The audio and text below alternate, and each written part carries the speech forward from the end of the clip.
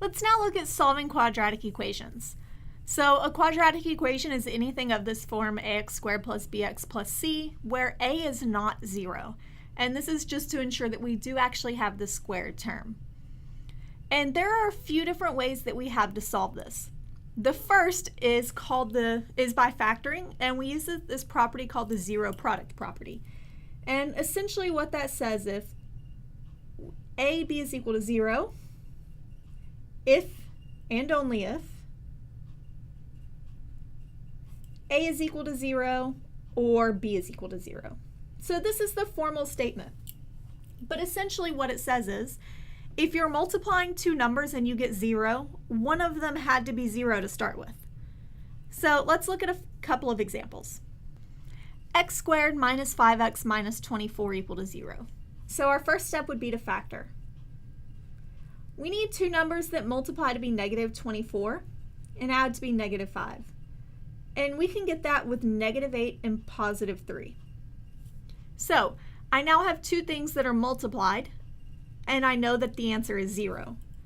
So either x minus 8 is equal to 0, or x plus 3 is equal to 0. I can add 8 to both sides to get x equal to 8. And over here, subtract 3 from both sides to get x equal to negative 3. And a huge majority of the time, these are going to have two answers. My next one, x squared plus 9x equal to negative 18. Whenever we're using the factoring method, we do have to make sure everything's on the same side. So I'm going to add 18 to both sides and then factor. Two numbers that multiply to be 18 and add to be 9 are given by 3 and 6. So I know that either x plus 3 is equal to 0 or x plus 6 is equal to 0. We can subtract 3 to get x equal to negative 3.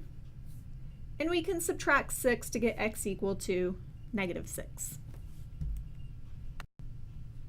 While this method is very easy and very nice, we do know that not everything can be factored. So we need to have methods to deal with those. And the first way we're going to look at it is called completing the square. And the idea is I want to make a perfect square. I want to have x plus 4 squared or x minus 2 squared or something like that. And so the idea is if I have something of this form, x squared plus bx, then I need to add b over 2 squared. So take this term in front of x, divide by 2, and square it. And then we're going to add that to both sides of the equation. So let's look at a couple of examples. X squared plus 7x minus 4 equal to 0. Well, like I said, I want to take the number in front of x, which is 7, divide it by 2 and square it. And when I do, I get 49 over 4. So I'm going to add that to both sides of the equation. I'm going to write x squared plus 7x plus 49 over 4 minus 4 is equal to 49 over 4. Now, these first three things will factor, and it's not always immediately obvious what they're going to factor into, but it's always going to be the same thing. X plus b over 2, in this case 7 over 2, squared, minus 4 equal to 49 over 4. And now we do know how to solve this. We start by adding 4 to both sides. On the left, I then have x plus 7 over 2 squared. On the right, 49 over 4 plus 4 is 65 over 4. Because I have a square, I need to take plus or minus the square root of both sides. So I have x plus 7 over 2 is equal to plus or minus 65 over 4. Or x plus 7 over 2 is plus or minus the square root of 65 over the square root of 4, which is 2. I'm then going to come back up here. Now I can do my very last step, which would be to get x by itself.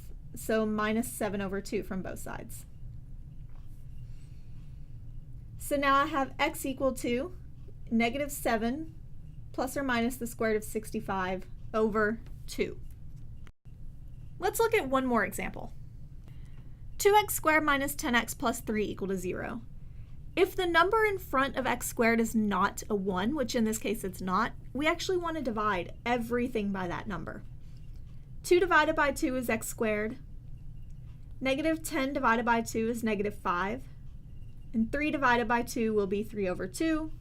0 divided by 2 is just 0. So now I'm going to do the same thing. Take the number in front of x, divide by 2 and square. That's going to give me 25 over 4. So I have x squared minus 5x plus 25 over 4 plus 3 over 2 is equal to 25 over 4. And this will factor into x minus 5 over 2 squared plus 3 over 2 equal to 25 over 4. We start with subtracting 3 over 2 from both sides.